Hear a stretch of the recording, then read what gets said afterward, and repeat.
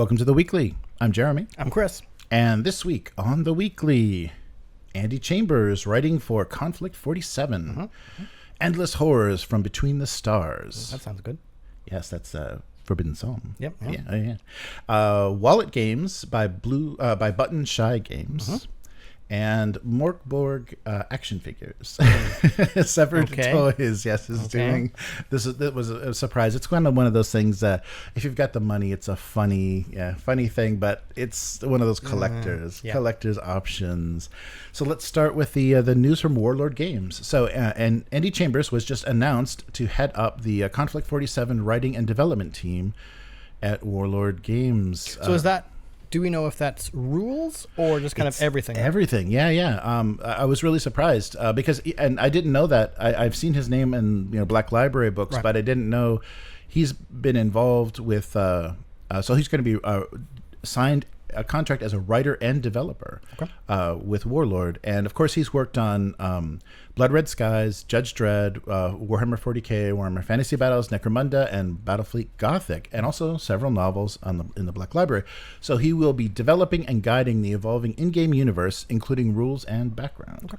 So that's great. That's a huge announcement, and I think now that the Horus Heresy is over, that book series is basically over, and Games Workshop sucks at moving their narrative forward. I think so. They're going to move it back. Yeah, no, but I think then they're also looking for kind of dog food, low kind of scab writers. They've been doing these like writing contests and stuff. So they're looking for low pay, low reputation writers to churn out this garbage. Well, it's probably because we don't have to pay them very much. Yeah, exactly. So this is the opportunity now for Mantic and Warlord and everybody that makes that needs to develop a universe to snag one of these writers that can help them flesh things out, write compelling novels, and kind of move their stuff forward. Because I think there's opportunity there. I think there's paychecks that. I think you're right, but do you think that the non-Games Workshop companies like Mantic and other places have the resources to pay them? Yeah, it would be a big expense, but I really think it would be worth it to develop the universes, because the way that they're going, and I guess if they're happy with kind of, the light kind of not very developed backgrounds that they're doing for some of their properties, it's fine, but that's what really gets people locked in with 40k and BattleTech and things, is having a lot of fiction out there and having a lore that you can kind of keep rolling on in your brain while you're building your models and listening to audiobooks and stuff. No, I'm absolutely not disagreeing. My pause was, and I'm gotten a bit off track, but still related. I wonder if there are two extremes, because yes, I agree. I hate that word lore, right? Having a developed setting that you can have novels and fiction and it's the same thing, and all this stuff written about, and it's another way for people to interact with your IP just outside of the war game. You will get devotees, right? I wonder if going the other way also gets devotees. Things like model agnostic games. I mean, like, it can't have a setting. Right. But that allows you to plug in your own setting. And actually, like I was thinking Frostgrave and Stargrave, but there are Frostgrave novels. Yes, that's true. Right? Yeah, like, they do have fiction. There's enough of a setting there, but I don't know. I wonder if those two extremes hold people, or if a well-developed setting or a thoroughly developed setting is just much more dominant. Right, and I think, because 40k's kind of always done that. They have their like set lore and they have the heresy, but then if you're playing in the 41st millennium, you can play as one of the kind of successor chapters of, and possibly even a lost chapter. Like you can kind of originally kind of make up what your chapter of Space Marines is, and I'm sure that goes with the other factions as well. So they once upon a time, I think they left that very open. I don't know if that's so much the case anymore. It seems like now they want you to very much say which color paint are you painting. Just because it doesn't seem that I don't know that I guess serves to get people devoted, but at the same time, then it opens all the lore arguments. It does, and that's what I was thinking too, right? Yes, like using Space Marines as an example, right? Like, make whatever chapter you want, right? We leave it kind of open. Cool, we can't write books about that, right? Or like it's just going to be like a new chapter, and but having that developed setting with like established characters and factions and all that stuff like does leave you open to like the lore problems, right? Where like people are like, no, that's not correct, blah, blah, blah, like the arguments, or like kind of the analysis paralysis I have during or in RPGs that have a very defined setting where I'm like, well, these events are canon, they have happened. How do we play around that? Right. And if we just kind of go to like the edge of the universe where none of that's happened, are we really still playing that game? Right. But yes, I'm very grateful that Brian Herbert fucked up his father's story, the chronology and everything, because that's given me lots of freedom in Dune. But I understand what you're saying. It's a tricky thing, but I think like having capable authors that can write really evocative fiction that like bring you into it, because that really changed my thinking. Like reading a few of the Horus Heresy novels. First 3 Horus Heresy books are really good. Yeah, that really changed my opinion of that setting, because it just cosmetically it looks very pastiche and there's like stealing from everything. But when you start to dig in, and especially what they did with a lot of the Siege of Terra books, there are some really compelling storylines and kind of narrative arcs within that only capable writers can do. So if you just like do it on the cheap and just like, oh yeah, the guy that repairs the copy machine, I think he writes, like you gotta really put some money behind it. So hey man, don't talk right now. but I think that's it's interesting. I hope this happens more, and I'm curious if this affects, what this effect will have, and we'll see. I mean, I think Conflict 47 will definitely be changing. So Chambers himself says about this contract, I'm absolutely thrilled to be returning to the weird World War II setting once more. It's always been a great inspiration for me, and I'm looking forward to pushing forward the Conflict 47 universe, particularly ramping up that weird factor. Of many plans for the universe, and I'm in the process of pulling together a fantastic team to help me. I hope to be able to reveal some of them to you over the coming months. Many thanks to Warlord for the opportunity and the members of the Conflict 47 community. I've already spoken to for your insights. Big plans are afoot. I'm certain you'll like them. And then they talk to various members of Warlord that are happy as heck to have. And so Conflict 47. So I never got into Conflict 47 because unfortunately I was sidelined by Dust. I went into, and that's very similar. So it was hard to like kind of duel Weird World War. But it's a Rift Tech infused genetic monstrosities, towering walkers, and a host of weapons of unparalleled destruction. So that kind of like they discovered something that kept the war going and powered the armies beyond. So if you're curious about getting into this game, Warlord, perfect timing, has just started doing their start collecting bundles, which include models, dice, tokens, and a rule book, and of course one of the army's signature walkers, and as an added bonus, an armored officer team. So they have their factions are Germany, the US, Britain, Soviet Union, and Japan. So it'll be fun to see what they do with that, and if you can do something different, because that's been a few companies have taken a whack at kind of Weird World War stuff and Weird World Cthulhu, and we've seen a lot of takes on this. And so, and like you said, can they avoid the? My opinion, you can't. As soon as you call it Weird War 2 or Weird War 1, you're just like, okay, it's the like you can't avoid any of the baggage that comes with that. So I think the only thing you can do is like acknowledge it and kind of like be respectful. I don't know if respectful is the right word, but like don't make any horrible blunders, right? Right. And don't lean into the really edgelordy kind of provocative crap just because you can. Yes. Anyhow, and talking about endless horrors and other gods, Forbidden Psalm has a new, I guess, expansion or kind of supplement out. So Endless Horrors from Between the Stars is a game that allows you to summon a million cosmic horrors. So this is a setting for Forbidden Psalm where you can play as a cult trying to end the world. So you're playing as good guys instead of confused or morally ambiguous guys in a hellish world. You definitely are the bad guys, and you want things to end. Well, I guess it depends on your opinion about ending the world. I mean, I think you are. I was being a jerk. Yeah. Can your cult summon its own endless horror? So evil cults have decided that the world needs to end, and the thing between the stars should come forth and take this world and make it anew. So this is a game of cosmic horror, body horror, and playing as the bad guys. Oh, well, it says it right there. Okay. Yes. Yes. And just like other versions of Forbidden Psalm and settings, this is all compatible with MÖRK BORG TTRPG, previous Forbidden Psalm, The Last War, and then Kill Sample Process and Dread Knights. So you've got a lot of content and a lot of ways to play. So if you haven't heard, Forbidden Psalm is the miniature skirmish game that kind of spawned from MÖRK BORG, and it's a 28 millimeter miniature agnostic game. And what this book gives you is random tables to help you determine how to build your group of cultists, and then a insane amount of tables to help you create over a million. Yes, your endless horror. Yes. So you can play this solo or co-op, and then everything that you generate is compatible because it's the same stat lines with the TTRPG.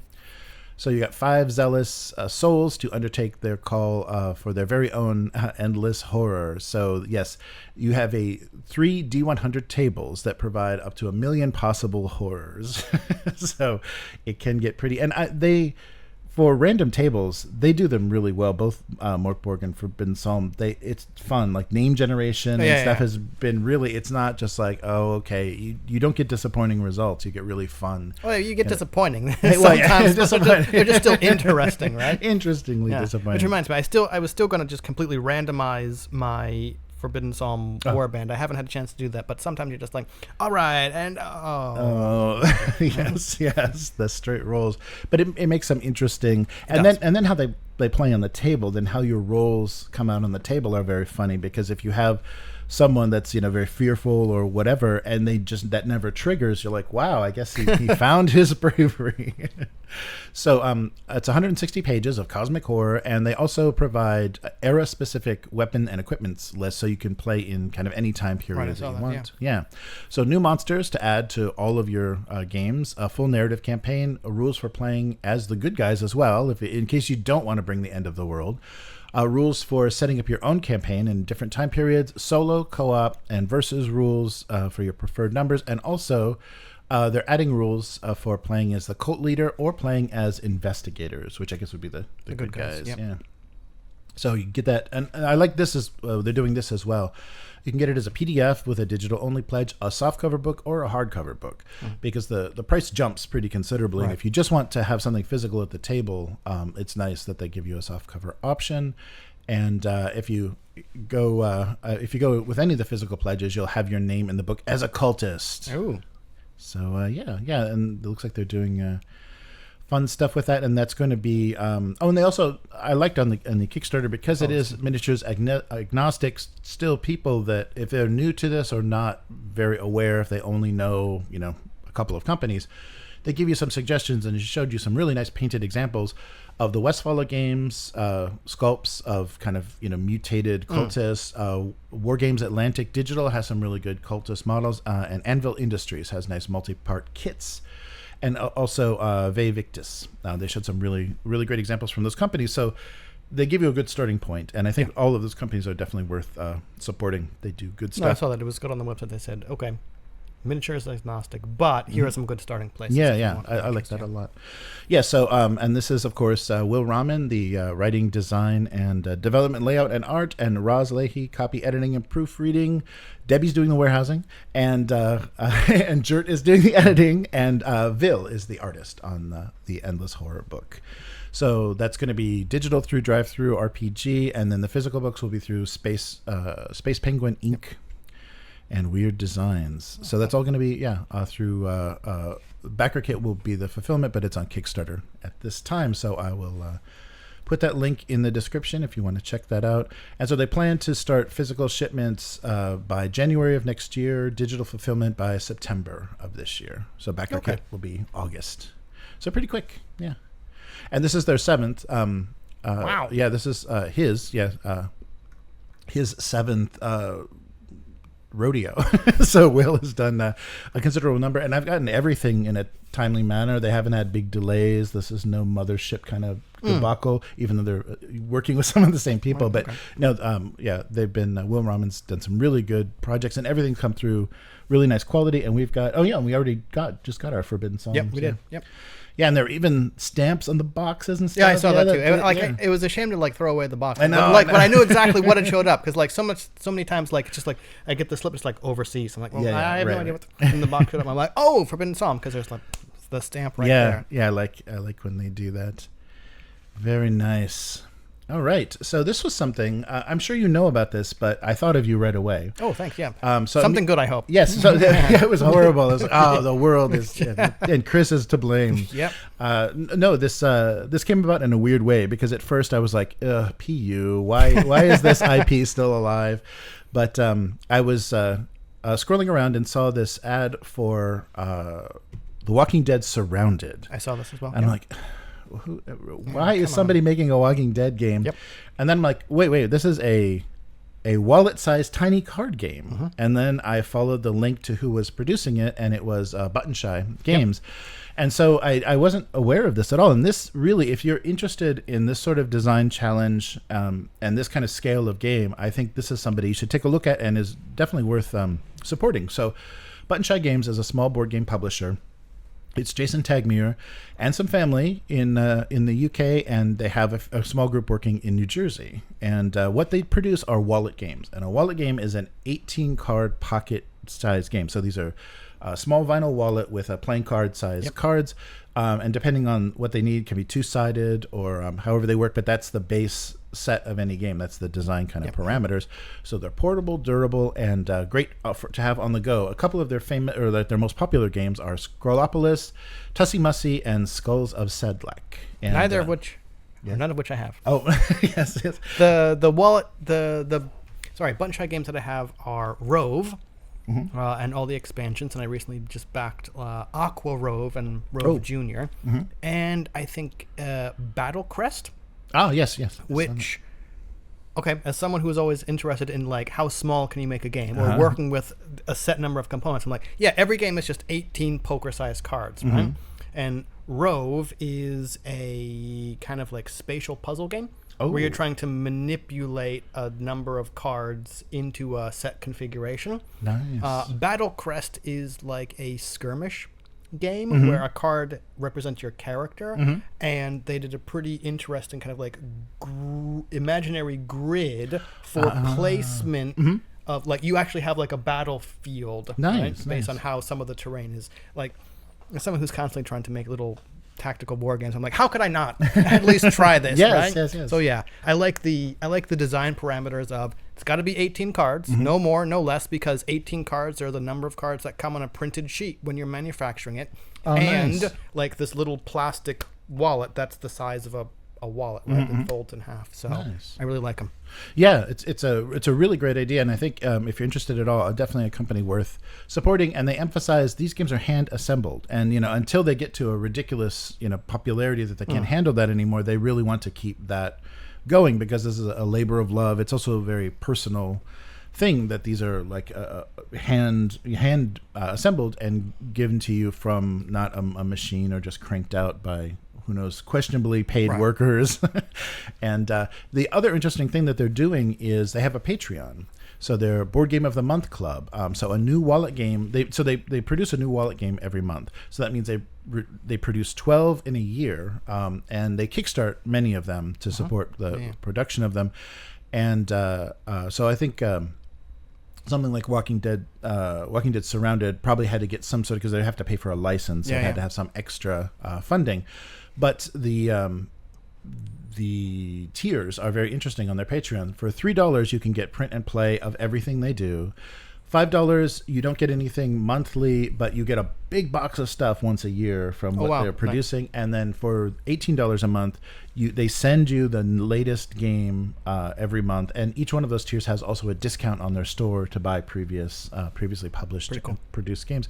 So really worth supporting, especially if you have the capability to print stuff well, just the minimal level to support them and just get to see what they're up to, I think is well worth it. So the Walking Dead Surrendered, of course, is based on the comic, which became an AMC show, and but it had an interesting, because it's characters and locations, and so it's a co-op game, and you're kind of like uncovering locations, and there's of course zombies, but there's supplies you need to scavenge, and there's also recruiting new members.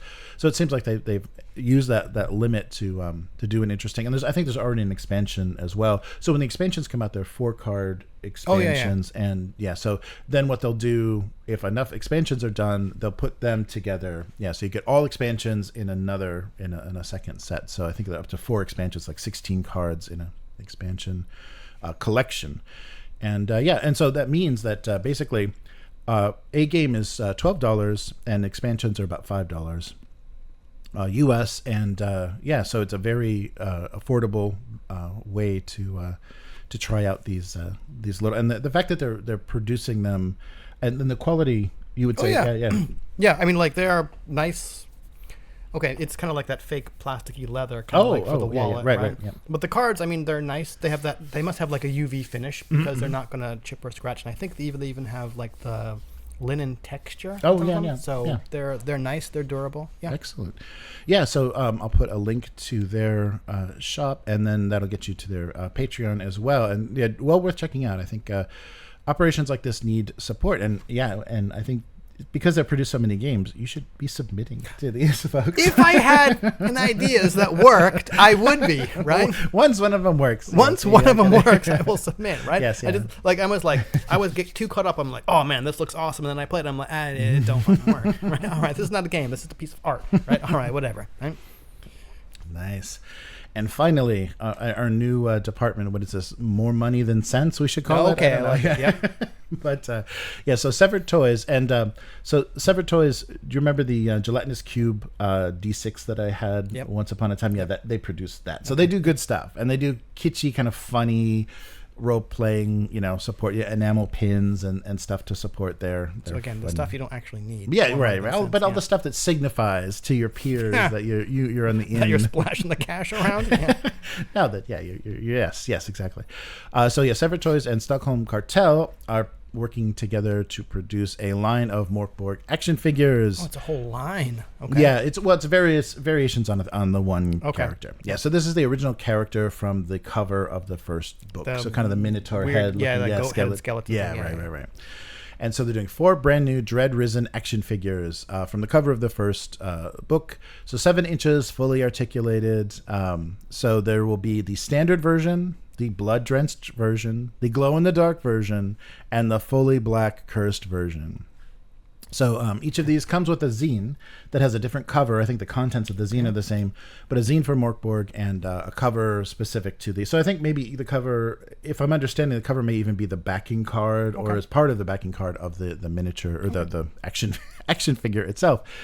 And so, the zine was done by the creators of MÖRK BORG, Johan Nohr and Pelle Nielsen, and that's going to set you back a hefty $55. There's different configurations. There's different ways you can buy more and get a bit of a deal. Yeah, that's quite a per inch. It's pretty brutal. So that's a 1/12 scale.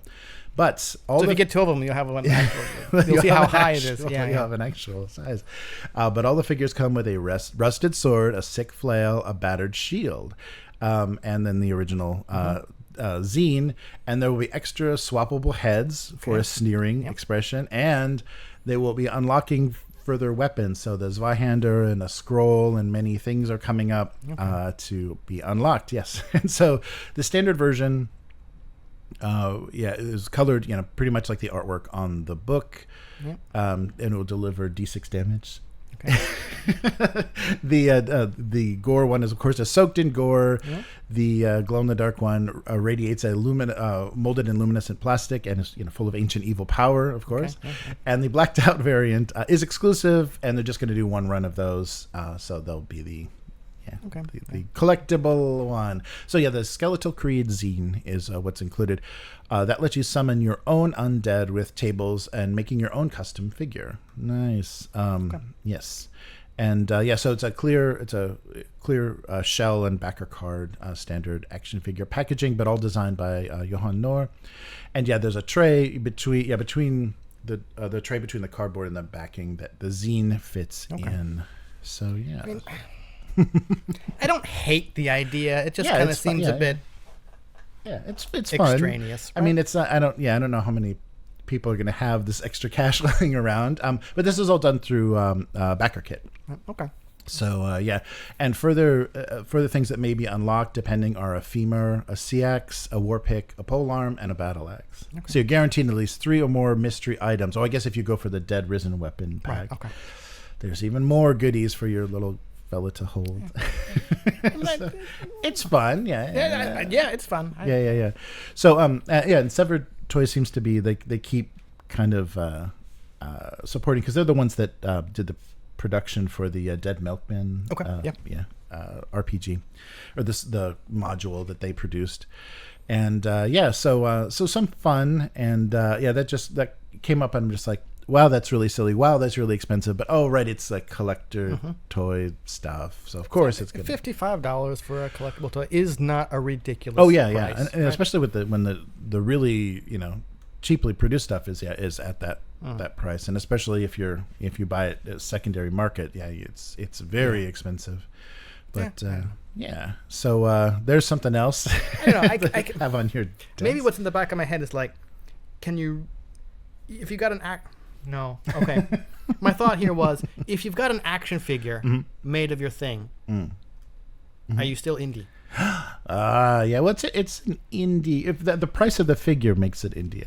No, I forget where I heard it, but like the best description I've ever heard is, does the creator have the ability, if they wanted to pull the product and make it disappear and never be for sale again? If the answer is yes, then you're indie. If the answer is no, because there's all these other people in control of your stuff, then you're not. That's a good point. Yeah, that's not a bad thought. Yeah, so we'll see. We'll see what happens. I mean, and that's not me saying that Stockholm Cartel is not indie or MÖRK BORG is not indie. It's just like, you guys have made it if you get approached by people wanting to make a action figure of your thing. Well, that community, I mean, what was the count on itch.io is like 1,000 I don't know, or something.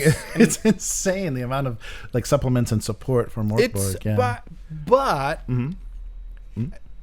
I mean, that kind of speaks to the creators, like, because they could have said, nope, no third-party license. If you want to use our stuff, you got to pay us, and they have not done that. Right. And for all intents and purposes, I don't think they would do that, right? I would be very surprised if all of a sudden MÖRK BORG went like, nope, no more third-party content, right? So I think that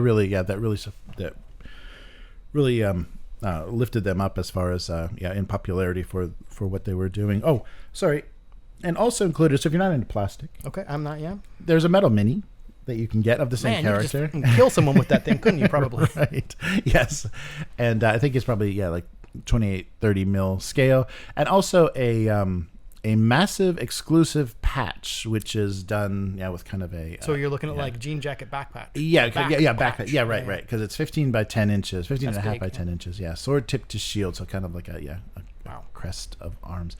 So so that's all available. So just stuff to support. Put on your jean jacket and put on your. Note to self. Yes.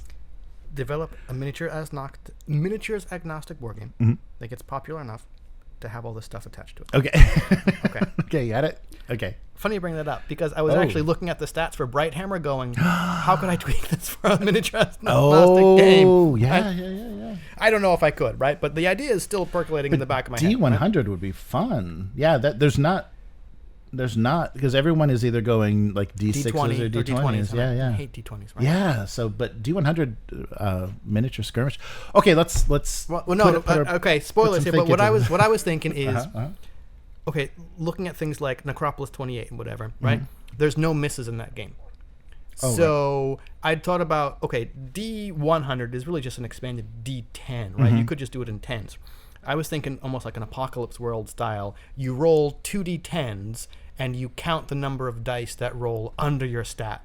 And like 2 is like a fantastic success, 1 is a middling result, and like none is not a great, right? Right. I was thinking like no misses, just more better results. That's not how it works, right? Because I mean, how many times when we were playing Stargrave or Frostgrave First Edition, we were like, miss. Oh, yeah. It gets a bit boring. You're like, oh, come on. Just like especially something with the D20, happened, yeah, right? right? So this one is just like, nope, there's no miss. There's just not great result, decent result, and fantastic result. So, all right, I'm going to dig this out now. After I nice. sort through that haul of perler beads you gave me. Nice. Yeah. I think that makes a lot of sense. I think that's what Hutchinson did with Hobgoblin, right? Okay. It's you always hit, like you always do something, Right. and it's just how much, because it's Yeah, because like, sure, it's not exactly the same as D20 based games, but like, I'm not saying they suck, because sometimes in resource management games, right, like the resource of time, or like the resource of you have so many of these special abilities you can use, right? The chance that you could miss and waste your power and then give the opponent a chance to go, especially in like hit point attrition games, it does work. And just sometimes it's really not exciting when you're like miss, right? Well, and I like that only goes for the casters, for the magic users, but they can put their they can blood magic it and empower themselves. So so the spells can hit as long as it's not more points than your HP. which was nice in Frostgrave, right? Yeah, kind of burning health to make sure or spending health to make sure you hit. Right. Yeah. So that sounds fun, especially if you've got if you've got stats that can move between the RPG. That was what I was keeping. I was like, okay, I got agility, vigor, influence, and wits. I'm like, what the fuck is influence used for? Unless I kind of do something with like resisting magic or influence or stuff like that. Like, and then like fear effects would kind of have to be a big part of the game. Right. It can't just be like a dump stat. Like you want all the stats to be, and that's what Forbidden Psalm. Forbidden Psalm does that really well, because I was treating one of the stats as a dump stat. I'm like, oh, that's your range. That's no, presence is how I shoot a bow, right? Yeah. God damn it. Yeah. None of my ranged guys are going to do anything. Yeah. So good stuff. Nice. All right, so that's going to do it for this week. So where can people find you? On social medias, Blue Sky, Instagram, and till I find a way to not opt out of the AI thing, right? Facebook a little bit, only because I've set up my Instagram to cross post, but yeah. That's Hivemind, HYVEMYND, and it's pixel art stuff and perler beads and the occasional Forbidden Psalm miniature, right? How about you? Excellent. So I'm trying to do, I think it's moving to a monthly live stream. Because I've had all kinds of, I was sick and I've had some surgery and all kinds of fun stuff, so I've missed a lot of you're not wearing your cool glasses. Yeah, I don't have my cool glasses because I got my bandages off. But so I think I'm going to do next week, June. I'm just going to do all the cartoons for June next Tuesday. Marathon. Yes. So I think that'll work out better. I need to use the live stream to produce the cartoons, but it's just my schedule and my health are not cooperating. But Abuse Cartoons on YouTube and Twitch if you want to see that stream. And there's a bunch of them archived if you want to watch me draw previous cartoons. And if you like what we're doing here on the weekly, consider becoming a weekling. The strongest of all supporters. At patreon.com/upturntable. And thank you last week, Carolina's suggestion. We now have on our Redbubble store a come for the banter, stay for the ramble, which is exactly the format of our show. It starts with banter, we do some news, and then I'm alone, just suffering and struggling to continue. But that is a link in the description for the Redbubble store. And also Upturned Table, I'll put links to everything on the website as well for what we're doing. We just had we're not going to have Dune this week. We're going to have like a week off and maybe doing something, but it might be recording, not an actual play. Right. But thank you so much. I think this is the worst possible time to take a break with Dune because the numbers keep going up. Oh, oh no. Whoops. But so hang in there because we'll be back in just a few weeks with more Dune. So thank you for joining us, and we'll be back again next week. Later, mortals. Goodbye.